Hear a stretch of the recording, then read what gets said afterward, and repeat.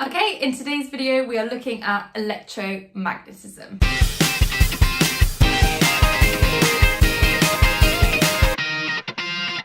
Here is a wire, and if I plug my wire in so that there is a current that flows through my wire, I will get a magnetic field associated with that wire. If you don't believe me, grab yourself a compass, place it near the wire with a current flowing through it, and see what kind of field that gets you. This idea of a magnetic field being associated with a current is called electromagnetism. Magnetism from electricity.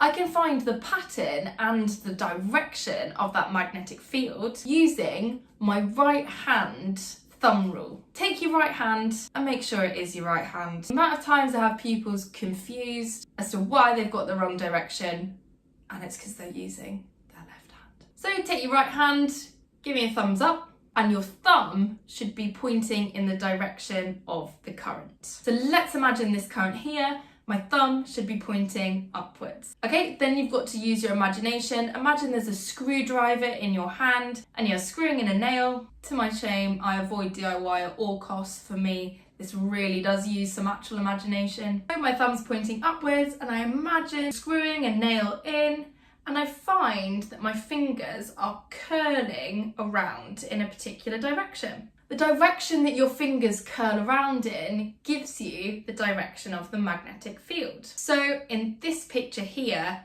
my magnetic field is anti-clockwise. And just for completeness, let's imagine the current were the other way around.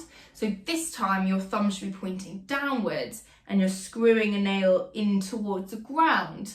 But this time you should find that your fingers are curling around clockwise. We can do a few things to make this effect stronger. Firstly, we can apply a larger current to my wire.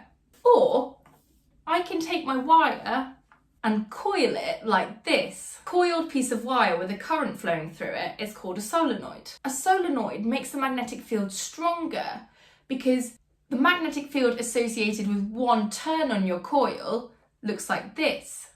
And when you add more turns on your coil, each magnetic field associated with each turn on my coil adds together, so you get a really strong, uniform magnetic field through the centre of your solenoid.